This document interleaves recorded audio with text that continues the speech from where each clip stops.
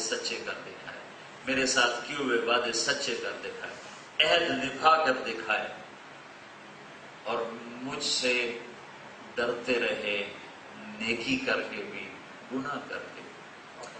بعضوں کو شیطان نیکی میں تکبر دے دیتا ہے، وہ متکبر ہو جاتا ہے۔ بہت سی بے دینی دیندار لوگ پھیلا رہے ہیں اپنے تکبر کی وجہ سے، اور ایک پیسے کا تکبر ہوتا ہے وہ چھوٹا ہے، ایک نیکی کا تکبر ہے وہ بہت خوفناک ہے۔ پیسے کا تکبر تو کسی جھٹکے سے نکل جاتا ہے، نیکی کا تکبر نکلتا بھی نہیں ہے۔ یہ شیطان کا بہت بڑا وار ہے دیندار طبقے کے لیے کہ ان کے اندر نیکی کا تکبر پیدا کر دیتا ہے اور وہ اوروں کو گری نظر سے دیکھتے۔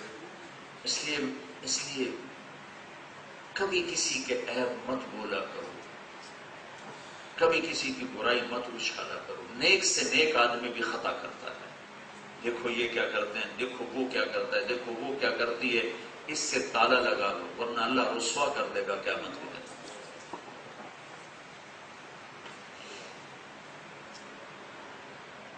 بہت غیرت کا معاملہ ہے اللہ کے دربار میں، اس کے بندوں پر زبان کھولنا۔ تو ٹھیکیدار ہے میرے بندے کا، کیوں تو نے میرے بندے کے عیب کھولے؟ تو جب شیطان مایوس ہو جاتا ہے، نہ زنا کروا سکا، نہ شراب پلا سکا، نہ جوا کھلا سکا، نہ سود پہ کاروبار کروا سکا، نہ جھوٹ بلوا سکا، نہ نماز چھڑوا سکا، ہر چیز میں وہ پاس پاس پاس، تو ایک اس کے پاس پتا ہے جو پھینکتا ہے، اس کو نیکی کے تکبر میں پھنسا دیتا ہے۔ الحمدللہ ہم تو یہ کرتے ہیں، دیکھو اس کو طارق جمیل کو کہتا کچھ ہے کرتا کچھ ہے۔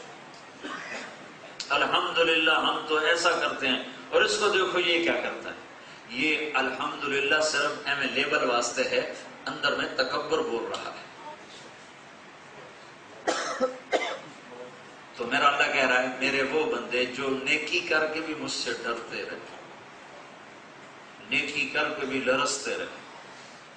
عمر جیسا آدمی جس کے ہاتھ پر 22 لاکھ مربع میل میں اسلام پھیلا، اور میرے نبی نے فرمایا میرے بعد کوئی نبی ہوتا تو عمر ہوتا، اور فرمایا عمر تو جس راستے سے گزرتا ہے شیطان وہ راستہ چھوڑ کے دوسری طرف نکل جاتا ہے۔ اور آپ مسجد میں داخل ہوئے، آپ کے دائیں ابو بکر تھے، بائیں عمر تھے، تو ایسے تینوں اندر آ رہے ہیں، سامنے صحابہ بیٹھے تو آپ نے دونوں کے ہاتھ یوں پکڑ لیا، ابو بکر کو ادھر عمر کو ادھر، کہا میری طرف دیکھو، قیامت کے دن ایسے ہی میں اٹھایا جاؤں گا کہ ادھر میرے ابو بکر ہوگا اور ادھر میرے عمر ہوگا۔ یہ ان آدمیوں میں سے، اور سارے صحابہ اللہ کے مقرب اور عالی شان ہیں۔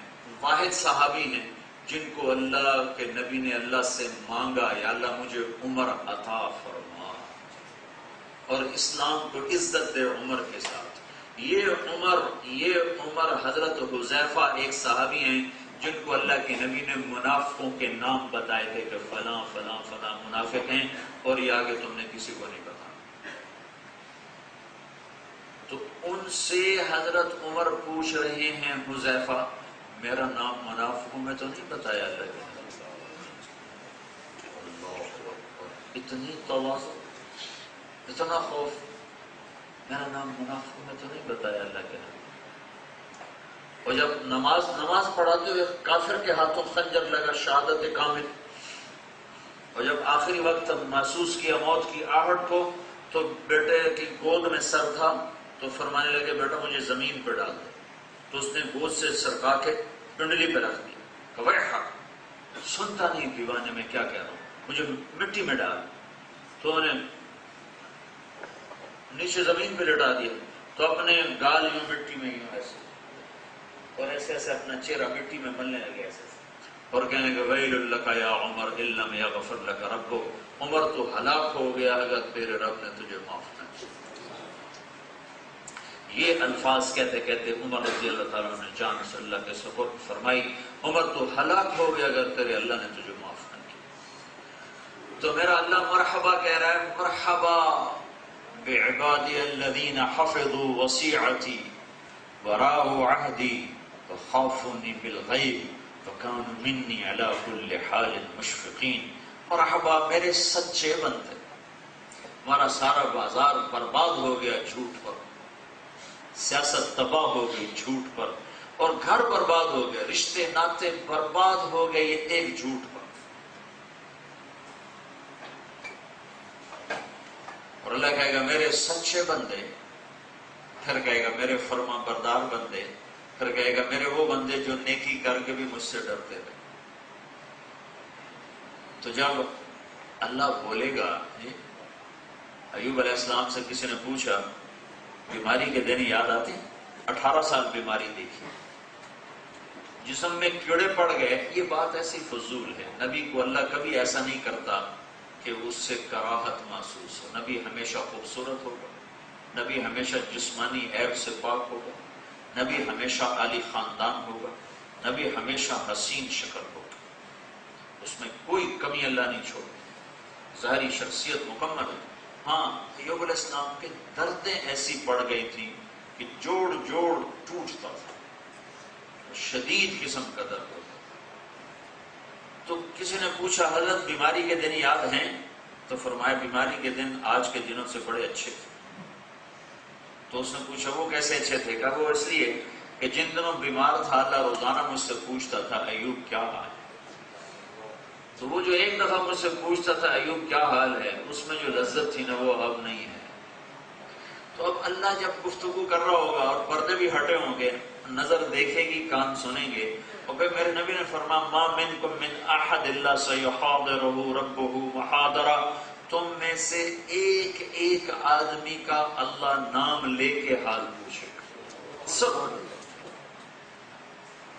جیسے ہمارا مہمان آتے ہیں تو آپ ٹھیک ہیں، آپ خیریت سے ہیں، آپ کا ایک ایک کا حال پوچھتے ہیں۔